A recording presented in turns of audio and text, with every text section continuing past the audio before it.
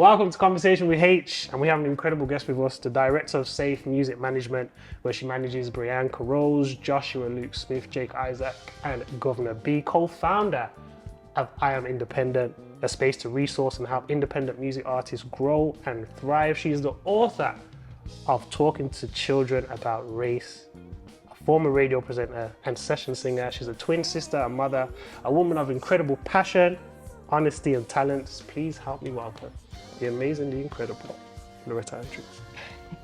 Better live up to that now. How are you doing today? Yeah, good. Really good. Good. So for those who don't know who you are, who is Loretta? That's a hard question to answer. I don't know how to answer that. I guess I am a mum, a creative, and someone who's passionate about seeing people's dreams fulfilled. I think that pretty much encompasses most of the things I do. I know as a child you had like a music-filled childhood, but what was it like to have a music-filled childhood with a twin sister? That is like, some people grow up, it's like, oh yeah, my parents used to play music around the house, but now you've got a twin sister to basically bounce all this kind of thing off. What was that like? Yeah, I mean, it was great because you got to sing in harmony. We literally learnt harmonies. Like my nan tells this story of us being on a public bus. Yeah. And we would sing Wheels on the Bus in 2-part harmony, but we would be like knelt up on the seats, like turned around. We'd be at the front, so we would perform to the whole bus, whether they liked it or not. They had to hear Wheels on the Bus in 2-part harmony. But to this day, I think naturally my voice is like an alto voice, but because someone had to be like shoved up on the top harmony, I've always gone around saying I'm a soprano, and a few vocal coaches said, are you sure you're a soprano? I was like, I've always sung soprano, because my sister would make me sing higher. So the good thing about having a twin is that you could always harmonise and practice your harmonies. You know, we had our little 2-part En Vogue group, so I was Dawn, obviously. But yeah, it was a lot of fun. My dad was a musician, so there was music in the house. My mum, not a musician, but a music lover. Got you. So it was just a massive part of our upbringing. And yeah, straight from young, we auditioned for every school play. And yeah, it was a massive part of growing up that ever since I can remember, I wanted to perform. Really? So when did you realise that I really want to be a singer? When was that point in your childhood? When did that happen? I feel like I always knew that. But I can remember the moments when I thought it could actually happen. Okay. Because I think I couldn't imagine doing anything else. I think it was that or open my own dog's home. It was something random like that. And both my sister and I were just so into music. Yeah. And when I was 11 or 12, I just started secondary school. And remember you used to have those careers interviews? Yep. And I had the interview with the lady who said, okay, Loretta, what do you want to do when you grow up? And I just really confidently said, oh, I'm going to be a singer. I didn't even say I want to be a singer. You didn't even say I want to be this. You said, this is what's going to happen. Yeah, I'm going to be just. And then I will never forget this lady's face. She just kind of looked at me with her head on the side. She went, let's think of a more realistic career, shall we? And I mean, I kind of could have been crushed by that, but I just remember thinking, I'm going to show you. She was really trying to manage my expectations. She literally said, look, very few people get to do it. It's a very competitive industry. You know, there's 96% don't do it. And I just thought, there's 4% do that. I'm going to be that 4%. So I remember feeling that I would just have to work really hard. But it wasn't until I went and did a performing arts course, which was a whole story how I even got to do that when I was 18. Yeah. And our teachers on there, just the first day, just spoke as if we were all going to be in the music industry. And I was like, oh my gosh, are we allowed to say and think this out loud? And I remember it's a couple called David and Carrie Grant who ran the course. And the vocal coaches. Yes. Yeah. So it's a course called the School of Creative Ministries. Okay. And it was the first time they were just openly, so when you go to your sessions, you'll be like, as if we're going to be doing it. And I remember thinking, oh, they think we can do this. Maybe I can do this. Even though I'd enrolled on the course and that was my dream. Yeah. I still didn't until that moment think this is going to be my life and this can happen, because there were so many factors telling me how hard it was going to be, how it couldn't happen. It made sense statistically. You know, I just from this single parent, council estate family, why should I have my dreams come true? But yeah, I really wanted to find that teacher. When I got my first, because I remember saying to her, I'm going to be on top of the pops. And then I was many times, about 5 or 6 times we performed in my session singing career. And I always hoped she was watching and recognised me. Oh, she was tuned in. Yeah, there's that girl I told would never be a singer. So what's happening between 11 and 18? Because at 11 you're saying like, I'm going to be a singer. She then tells you, oh, maybe let's kind of taper that dream to a certain degree. And it's only when you reach to 18 years old that you really think I can actually do this. So what's happening in between that time? So I think it's still the case now, but when you choose your options at school, they stack all the creative ones against each other so you can choose one. Yeah. So I wanted to do dance, drama, art, all of those. I loved all of the creative things, and you were allowed to choose one thing. So I chose music, even though I don't actually read music. Oh, yeah. I've always done things by ear, and then obviously you have to do your science and all of those things. And I had a music teacher at the time who, funny enough, still in touch with now. And he was a working jazz musician, and he really saw something in me and my sister. And he would get us singing like Randy Crawford's Street Life, introduce me. For my exam piece, I did Aretha Franklin, Baby, I Love You. And he was like this white teacher, but he just really encouraged us to do the music we'd listen to. And I listened to loads of 70s soul because that's what my dad was into. So we always listened to music that was generations before us. So we were he just encouraged us to just audition for anything that you can. And I still didn't think, oh, it's just going to be a hobby. I just sort of moved forward in life doing the thing of school that you had to do.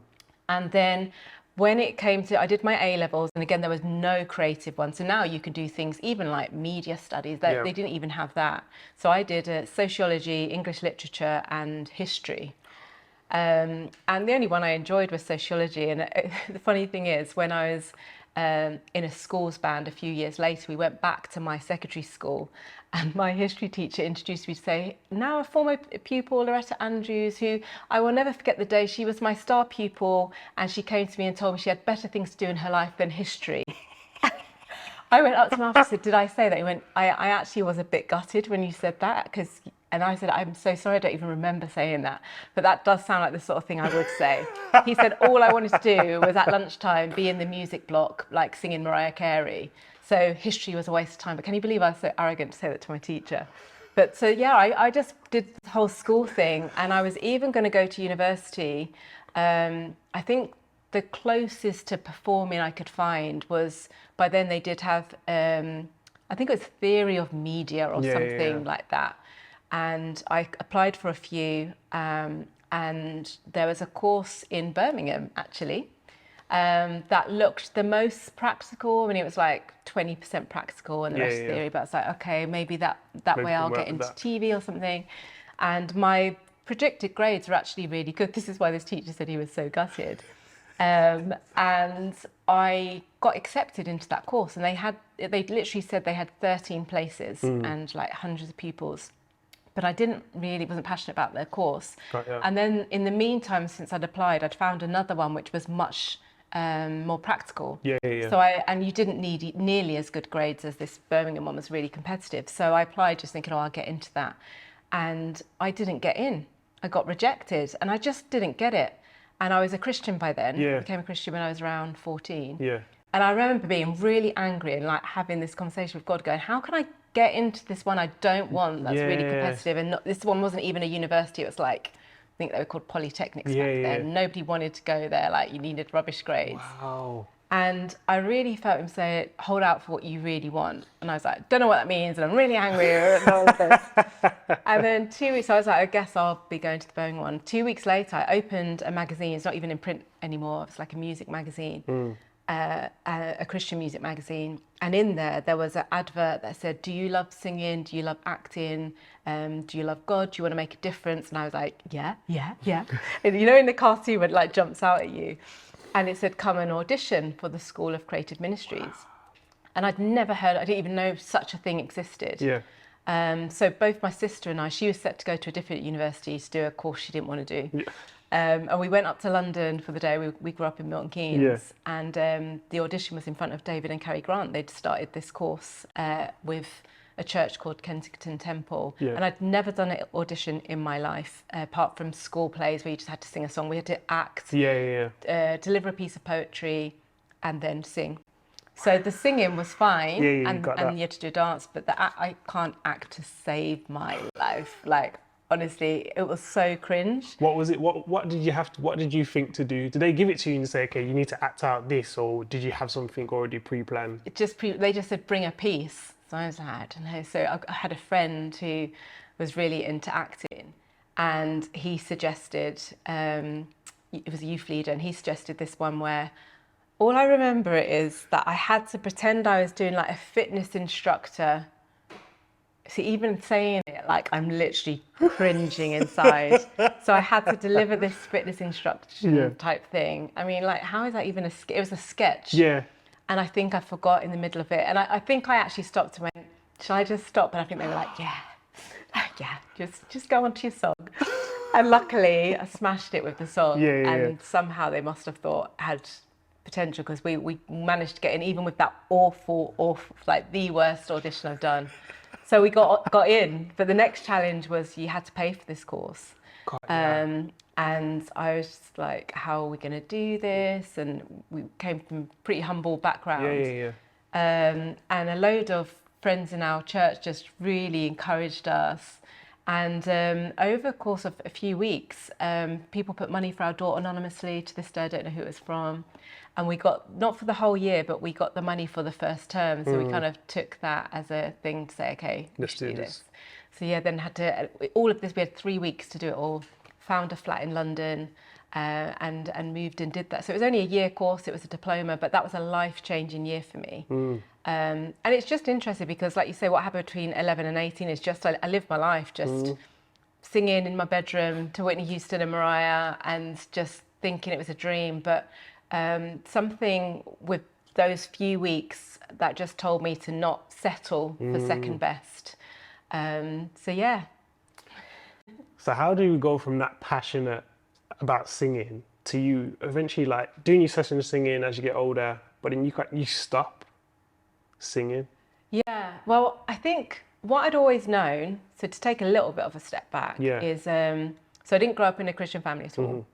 And I really felt a sense of that I was here for a reason, though. And it all made sense the night that I did become a Christian, when I was around 14. And I think the 6 months afterwards, I was at our church. These American Christians came over who were like dancing and singing and talking about their faith. And I just thought it was the best thing ever. Looking back now, it's probably a bit cringe, but I just like, this is amazing. They're using their talents and they're talking about their faith. And I remember thinking, I want to make a difference through music. And I was really clear that that's what I was here for. And it's funny because as I've moved through the different things, I always go back to that. Is this making a difference, and is it through music? So it's helped me to make my decisions. So after I did the School of Creative Ministries, I went into session singing. My first session was on the Brit Awards, doing backing vocals for Sting and M People. So I was still 18 then. And I started doing a load of session singing, but then I again had my second audition, which was a bit more successful than the first one, was to work with a band in Manchester called the Worldwide Message Tribe, who were then known as the Tribe, and which is the Message up in Manchester. And again, I felt like, this is an opportunity to make a difference through music. And then went on to be in a band called Shine. And then after that, I went back to being in a band called United Colours of Sound, which was back working with David and Cary Grant. And it was an amazing band. There was like 12 lead singers was the idea, with 12 different looks, and just amazing singers. I was constantly listening to the other singers, forgetting to sing my part because they were so awesome. But for about a year, we just tried to get signed, and we ended up just rehearsing for showcase after showcase. We had a lot of major label interest, and I just got really disillusioned with this sort of treadmill of, We got bottom drawed a lot, which was major labels saying they really wanted to work with you. So they would make it so you weren't free to work with anyone else. But they weren't actually recording with us, getting us to release music. And it was a real eye-opener for the other side of the industry. Until then, I'd really enjoyed it. And I was like, this is awful. I feel like my life is on hold and in these people's hands. And I just got really disillusioned with it. And I was like, I need to get a grown-up job. So I decided to go back to university as a mature student by then. I mean, I was in my early 20s. But, and again, with the view to go into television. So I really thought I'd left music behind. But music is like that toxic lover you keep going back to. You can't quite leave them. So, I did this course in media arts, and it was in radio, TV and magazine publishing. But I was like, I'm going to do TV. Never thought of radio. And we had to do a taster course in radio. And during that term, I just fell in love with radio. I loved it. As you can hear, I love talking. I love people's stories and I love music. So I changed my whole degree to focus on the radio. And I graduated with a first class honours, which I never thought I would do. I was the first person in our family to go to university. I mean, my sister's now doing a PhD in music psychology, so it's not quite that, but still, it was still a degree. And from there, I changed careers to radio for a number of years. So how did that, being bottom drawed by these labels, being told this thing by the labels, that not happening, what impression did that leave on you in terms of the music industry? I think I had to separate, and I always say this to people, you have to remember that it's called the music business. And that business side doesn't care about you, doesn't to an extent care about music. And music is so important to me. It's such a powerful thing. I love the way it can transcend language and barriers, and it can start revolutions, it can heal, it can do all these things. And it's a shame that it's been made into a commodity, but I do get it. They're running a business, and anything that's valuable you can make money out of. But how it's changed my view, I think, and subsequently with any artists I've worked with since then and that I would speak to, is just that thing of separating your identity from who you are and what you do. Because otherwise you're up when they're saying you're the next best thing. And then, I saw so many friends, just from having friends in the music industry, who were dropped. And the message to them was there's something wrong with me, or I'm not good enough. And that was because they were only going to sell 50,000 albums instead of 70,000. I'm like, that's a success. Your talent and your value is not held in this industry. And I think seeing that side of it, how, it was just about how much money we could make, and whether it was enough or what they wanted us to, really opened my eyes to that there's a lot of people who were just kind of rinsing artists, not caring about things about like their mental health. That wasn't even a conversation back then. But I was glad to have seen that, because a lot of musicians, young musicians in particular, can be very naive going into the industry, and I was. And it's a very quick and sharp lesson to learn, but a valuable one. So if we couple the fact that you enjoyed doing radio, doing the course, and then the fact that you saw these things happening to music industry friends or artists who were trying to come up, that then kind of links in with why you started Unsigned, in terms of your radio show and also the live shows as well. Does what happened to you fuel why you started that, essentially? Yeah, definitely. I think so. My first radio job was at Premier Radio, and I started as an assistant producer there. And then I worked on The Breakfast Show. And then obviously working in Christian music is very niche. And particularly working for the station I worked for, there was a lot of worship music, and this was even before Premier Gospel days when I first worked there, and it was a lot of music that was not the music I like to listen to, even as a Christian. And I kept meeting these music, because at that time I was in a band again with my sister, just on the local circuit, and that was more as a creative outlet. And I kept bumping into people on the circuit who just happened to be Christians, who were doing amazing music. And I was like, where's their music going to get played? Because they're not probably going to just go and be played on a national station or even a local one at that point. And also the station I work at is probably not going to play their music either.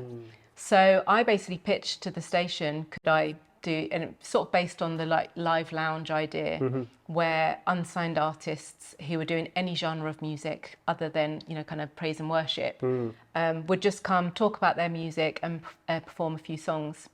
So they said I could make a pilot series, which I did, and it went really well. And I, you know, was just inundated. Every single day I received music from people, and they put their whole heart into it. And I would just really feel for these artists, and I just felt like they deserved a corner. And it was a very small corner, but the amount of people, I was at a big church day out the other weekend, and the amount of people I hadn't seen for ages and said, oh, I had my first interview on your show. And so many people have said that to me.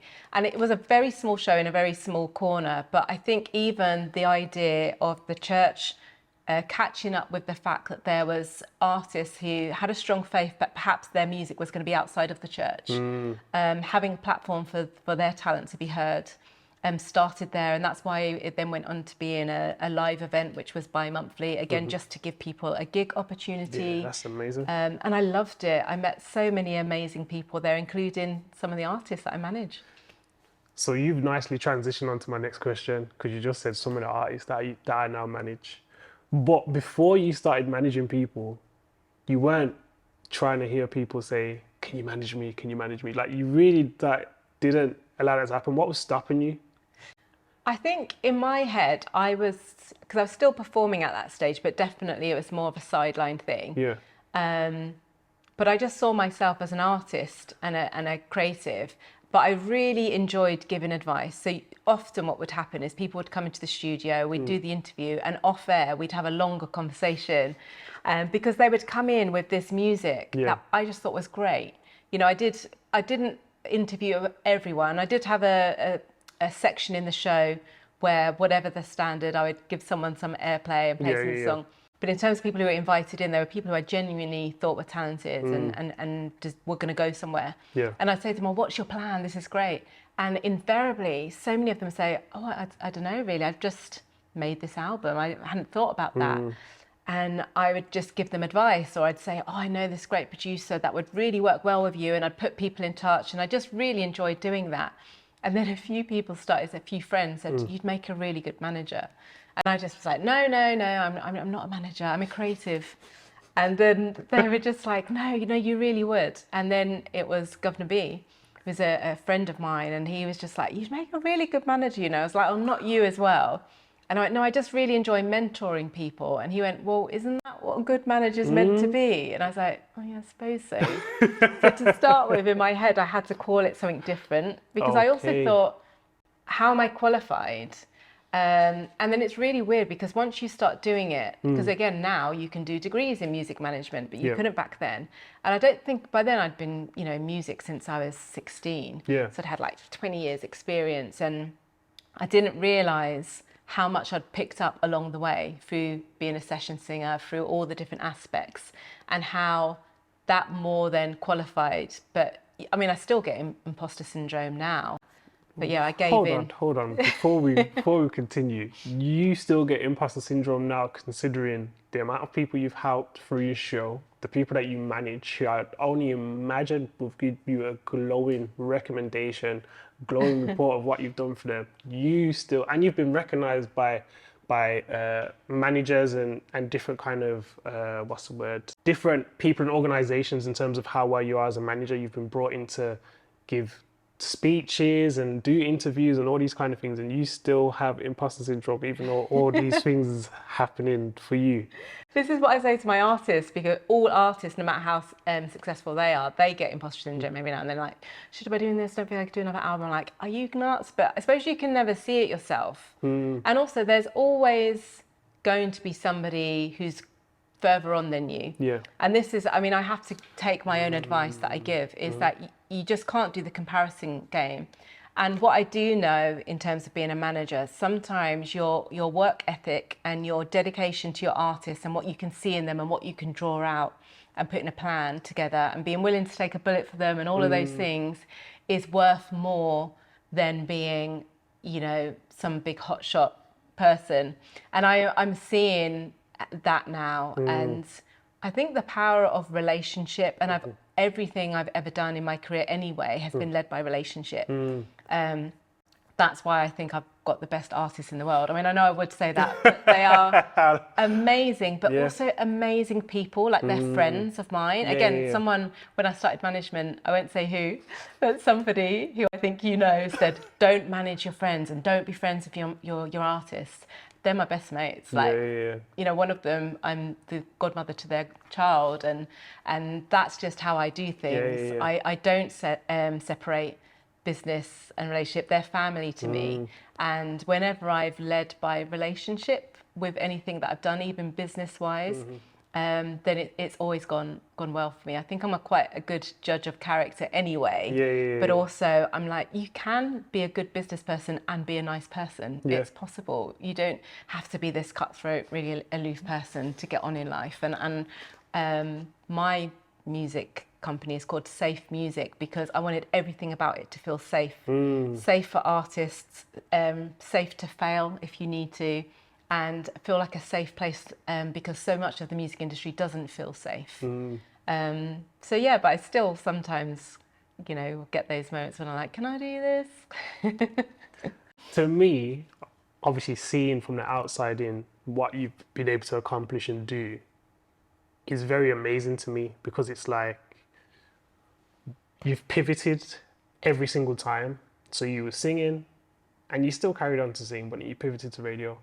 You did the radio, and then so people were like, oh, you should do this, and you pivoted to music management. There's another thing that you've pivoted to that we'll talk about later on, in terms of you being an author as well. But you've just shown a willingness to pivot and be successful at that. So the imposter syndrome that you have, to me, I get why people get it and everyone has it, but to me it's like you've achieved so much and been able to pivot successfully, although it may not feel like that all the time. Thank you. Thank you for saying that. No, I mean, I do silence that voice a lot quicker than I used to, but it still tries to sometimes, especially if you're going into a new situation. But yeah, I just kind of slap it down a bit more now, a bit quicker these days. What advice do you wish you'd had when you first became a manager? So I remember saying a lot, and I think I say it now sometimes, almost more out of habit now, is, oh, I feel like I'm making it up as I go along. And then I realised, oh, so is everyone else. Every time I would actually get in a room with a manager who I thought, oh, they're just killing it, and just ask them, they were still like, oh, you know, even especially if they were a lot older than me, and I'm just like, wow, they've got these really established artists. They're like, this social media thing, I'm just trying to get my head around it. I'm like, there's always going to be an area that people feel is new to them, and they can feel intimidated by, and we're all making it up as we go along, and that's actually okay. And I have a lot more, I've always been one of these people that is happy to say when I don't understand something, I'll just say, I don't know, but I'll find out for you. And the opposite is true when I've had people who I can tell they're pretending they know an answer to something, and I would rather them say, I just don't know, or let's find out together. And I think in terms of approaching my learning journey in anything that I've done from that perspective, that I've always got something to learn. I've learned from people much younger than me. I've learned from people much older than me. I've learned from people who aren't in management, but the way they do whatever they're doing in their life. So once we think we know it all, then we've stopped learning. But when we realise that there's always something to learn and always will be, then I think you can just see the whole thing as a journey. So I kind of wish that I'd relaxed into more being okay that I don't know everything, and being aware of the fact that everyone's making it up as they go along, especially in music, because it's constantly changing. You just get your head around one thing and something new comes up. So would you say that's your biggest learning curve in music as well? Or would you say there was something else that you learned, not so much from a managerial perspective, just music in general? My biggest learning curve as a manager, which I don't talk about a lot, was a really negative experience I had right near the beginning. Oh, wow. That since I've spoken to other managers, every single one says that will always happen to you.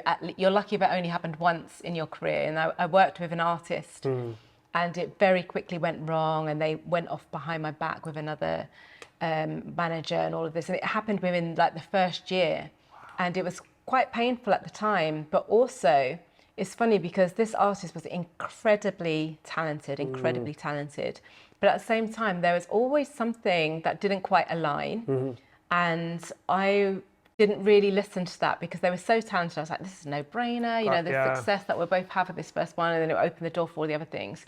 And with that happening, I'm so grateful it happened so early on, because through that experience, I learned that for me, and maybe other managers do it differently, but I know I have to have a connection with the artist. Our values have to align.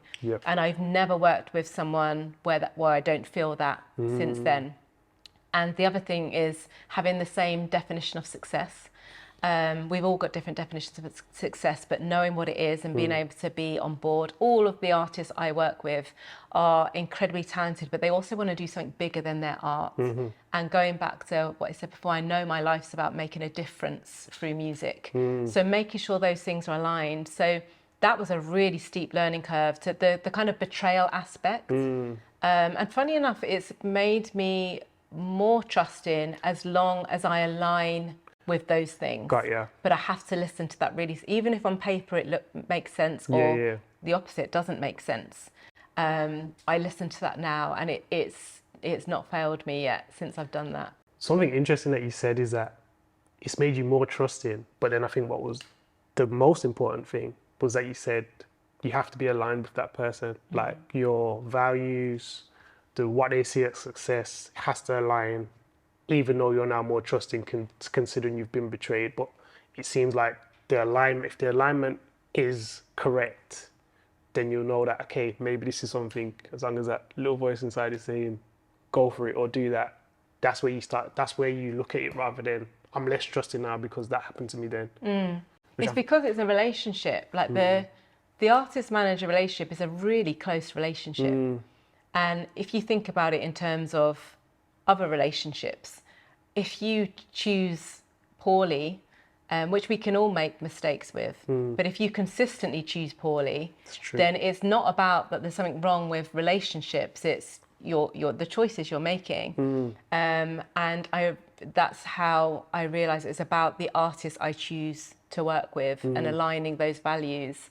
And although you can never say how something's going to work out, just in the same way that you wouldn't force someone to stay in relationship with you who doesn't want to.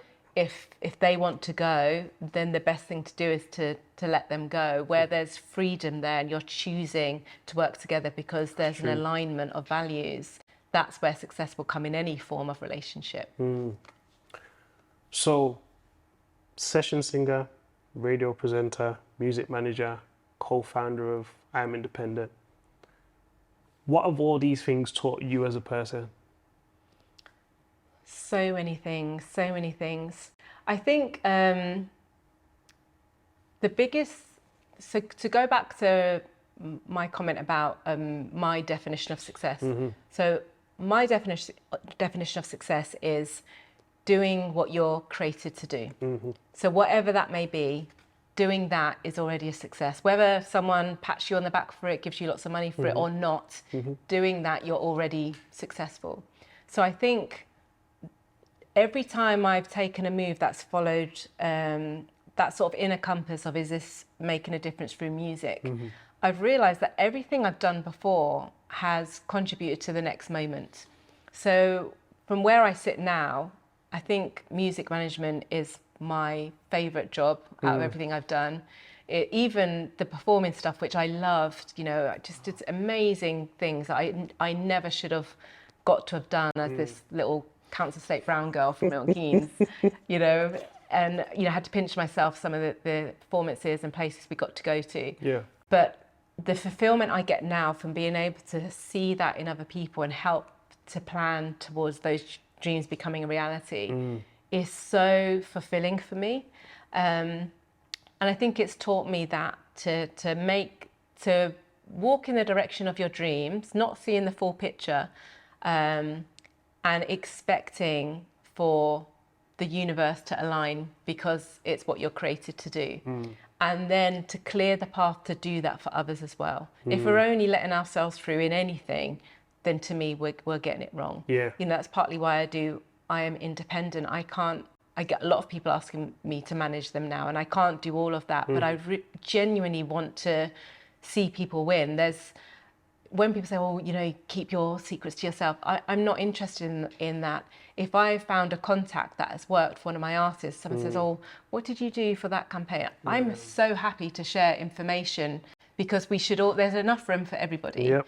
And holding that door open for artists to come and instilling confidence is a very difficult waters to navigate, to be an independent artist in particular. And you have to be so resilient. There's so much rejection. You're very much on your own. And if there's any way that any of the things I do and that my artists do can support and help people in that, I want that to be my legacy, I think. So I think the thing I've learned is to make sure that everything I do leaves a mark that shows the way to anyone who's coming after me. Anywhere that I've been, that I've left a few flags and pointers that might help somebody else, hopefully. That's so good, Loretta. Like, really, that's so good to hear, because not everyone thinks that way, especially in the world that we live in now. Not everyone's thinking, oh, how do I put out this path for someone else to walk along it? To then essentially, when they get to what I finished, they start to create their own path from what I've been able to leave behind.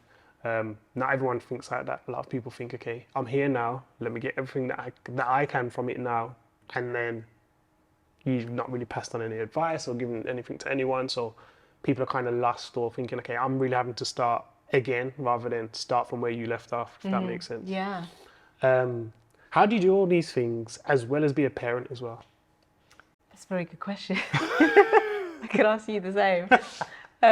It's funny because the whole work-life balance question is just a difficult one, isn't it? And forgive me, but I think that's even more difficult for women. I think the expectations to balance all of those things. And just like management, I'm making it up as I go along. There are definitely times when I felt like I was failing and trying to do too many things. But one thing that I've always wanted to do for my son is model to him how I would want him to feel about his life. So I really want him to believe and go for his dreams and what he is created to do. If I'm not doing that, so the times when I have like, oh, I'm going off on another tour, I'm doing this, I was like, and you get that mum guilt thing, but I was just like, at least I'm showing him that I can do this. And why I'm doing it, and I try and involve him and bring him along as much as possible. But he's a very creative, quirky, amazing guy. He's 13 now, and I learned so much from him.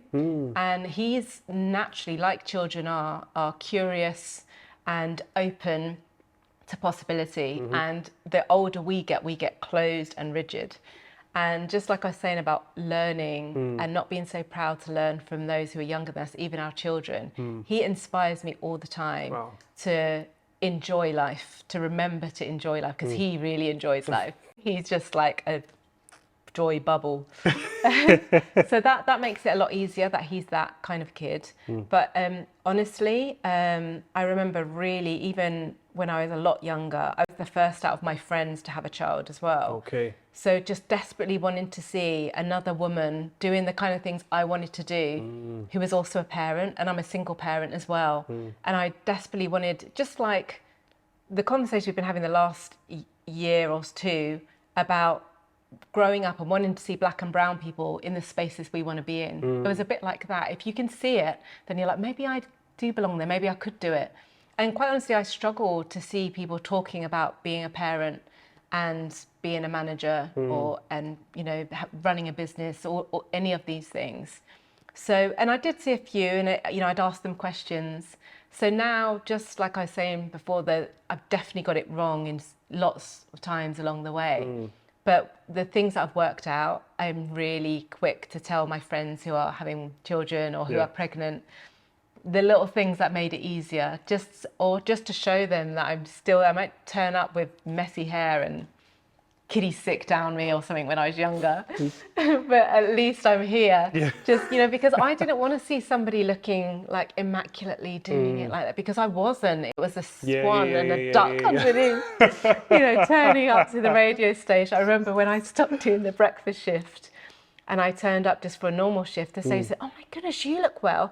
And what I realized is just for a year, I'd looked so dead because I was so tired. She thought I'd like had a makeover. I was like, no, I've just had time to put some makeup on. But I want to see that. I want to see their mess and people finding it hard and not just saying it's so easy and just pray more, you know, and just I wanted people saying this is really hard, but I'm doing it anyway, you know, so. Because you know what it is, it feels far-fetched if you see someone who's just all put together and it's just like, but why? I just don't believe it. Why are you not struggling like I'm struggling? Yeah. And it's not like you want someone to also struggle, but you want to feel like you're not the only one. Yeah, like you're not the only one going through it. And it's just, it's funny that we think that way, especially from a parenthood perspective, because I know from my personal experience, I used to be like, before I had a child, I just think, okay, how come like in the supermarket you see the child and like the child's lost or the child's making a lot of noise? It's just like, how come they're not like controlling their kids? And then you go to the supermarket and then your child decides that he wants to do what you've been telling the other parents that they need to control their children over. You're just like, I get it now. My favourite one is on a flight, like before you've had kids, if there's a kid on the flight and you're why can't I control that kid? After you've had kids and you hear that, you're like, I'm so praying for that parent right now. This is so, I know what they're going through, I know what they're feeling. It just perspective changes. It changes so much. Recently you became an author, and I feel like, has this come from all the changes and things you go through as a parent, or is this something that came through as a child? So you've written a book talking to children about race, but was there any other factors rather than you being a parent? Well, funny enough, I actually wrote a book years and years ago when I was like 20, I think, when I was in the band Shine, where we did a lot of schools work. And I wrote a little book that we would give to young people, like about going on with their faith. And I've always wanted to write. So the university course I went back to do was actually professional and creative writing with media arts. So I've had a passion for writing, but the recent book was not something I set out to do at all. In fact, there were many times when I nearly didn't do it. So what happened was in the summer of 2020, when lots of white people's eyes were being opened to the struggles that black and brown people have experienced for many, many years. And I had some really interesting conversations with friends who had known me for years, and really lovely conversations of people just calling me up and saying, oh, do you experience some of this stuff? And I'm like, daily. And they're like, I had no idea. We've never talked about this before. And I said, well, yeah, like... And then I asked myself, why don't I talk about it? And it's just, you just get on with it.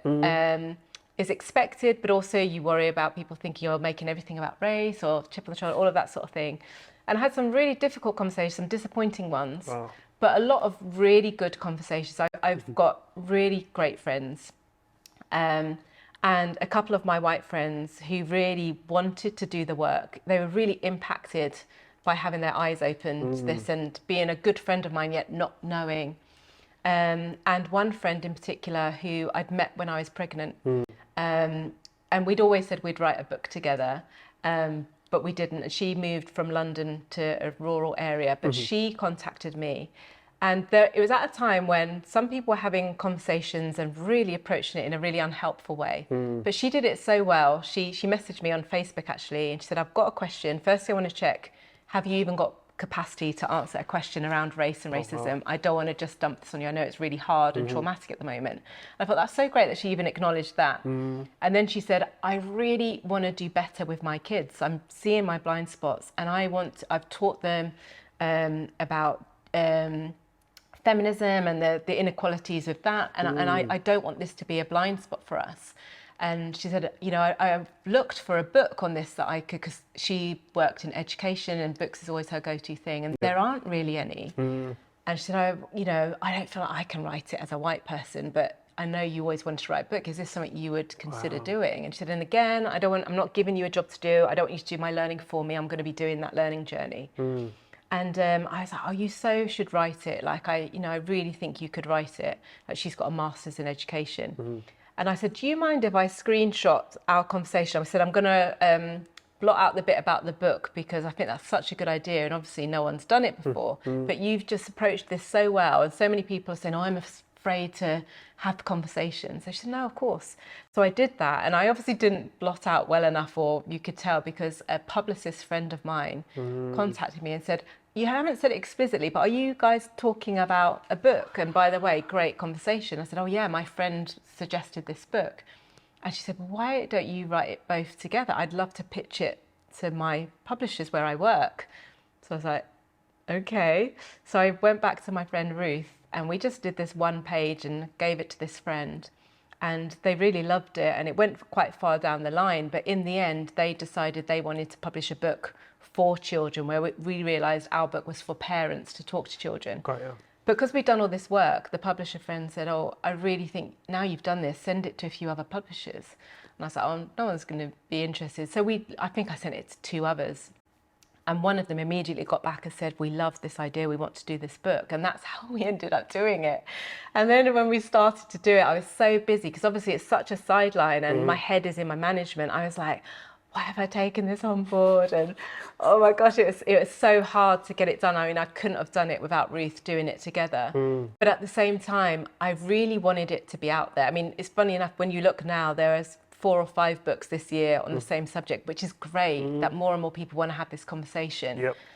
But it was definitely hard to finish, not something I planned to do. I can't say I'm going to be writing any more books, but I'm really glad it's out. If one person picks it up and it helps them to have conversations with their kids and to be honest with themselves, then I'm really happy. Again, another marker along the way and another bit of legacy that I hope will do some good.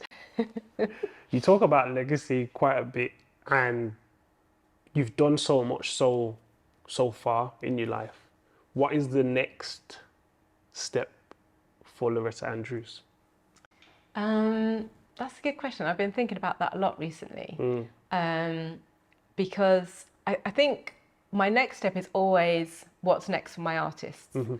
And always, I mean, I remember when I first met Governor B, before we were working on a management basis, just us constantly talking about the idea of seeing people who would speak really freely about their faith in the mainstream music. And that was my vision, and that was his vision. And it was, you couldn't see it happening. In fact, you know, as part of his story, that he was booked for festivals that would then cancel when they would find out, you know, that he was a Christian. And now just seeing, you know, him last year being playlisted on One Extra and all the things that have happened and being a part of that journey is so amazing to me, to see that there's people just want really good music, but they also want to see authentic lives being led and given direction. So for me, I'm always thinking about how can we do that more? And whenever we've dreamed really big, I always talk about aim here and then you might get there, because if you aim here, you might only get there. So, I mean, long-term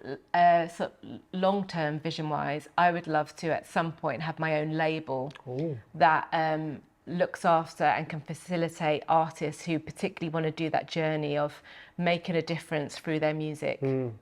And I think as we live our authentic lives, being our authentic selves, it can't help but have an impact on other people. So true. And because music's such a powerful vehicle, it makes sense for there to be somewhere for that. And we are coming into and have come into an era where there's more openness to that. And I think creating safe spaces on a bigger scale, I would love to be a part of that, seeing publishers and labels and all the different elements of the industry being done with integrity and transparency, to want to see people win and do good and make a difference in the world. And for me, that starts with being with the artists that I've been entrusted to work with, and then just seeing how far we can let that ricochet out and leave a legacy for those behind us.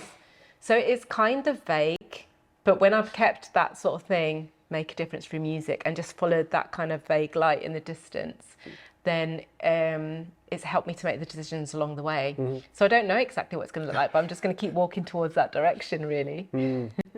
My last question to you. I've really enjoyed this conversation. Like, I've learned a lot, which we'll talk about after. But my last question to you is, with where you're at now in life, what advice or encouragement would you give to yourself?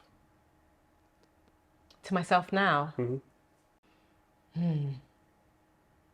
That's so hard, because being a typical manager, I completely know how to plan other people's lives, journeys, campaigns, advice. But when it comes to my own, it's a whole other thing. Definitely, I enjoy life a lot more these days. Like, so Joshua Luke Smith, one of my artists, who's one of the most incredible people I know. Everything that comes out of Josh's mouth, you want to write down, and he'll just be like, "Pass the salt, I'm writing that down." But he's somebody who's so comfortable in who he is and impacts everyone he has an interaction with. But his new book that has just come out really talks about finding the extraordinary in the ordinary. And he's talked about that kind of theme for as long as I've known him, and it's come out in this book. And I've learned so much about that, because in the business that I'm in, it's sometimes you can so be thinking about the goal, the next album, the next campaign, that you can forget to enjoy the journey. And even things like seeing my son grow up, you know, he's suddenly 13, he was born yesterday, I swear. And just remembering to, and then dreading the teenage years that I'm literally can see them very clearly coming. But at the same time, wanting to enjoy every moment with him, and with each day creating moments of joy. So I really try and enjoy my work, and I love my job. I really try and enjoy my friends. I've got fantastic friends, and my relationship with my son, and nurture the journey. So I think my advice would be to not be future orientated in terms of having goals and things to pull you forward, but just remembering to live and enjoy the journey along the way. Because when you want success, you can sometimes miss just some really beautiful moments. So I think that would be my advice to me right now. Loretta Andrews, thank you so much. Thank you for having a chat. I really appreciate it. And for you guys watching at home, this has been the amazing, superb, supreme, incredible Loretta Andrews. And we'll have more content coming for you very, very soon.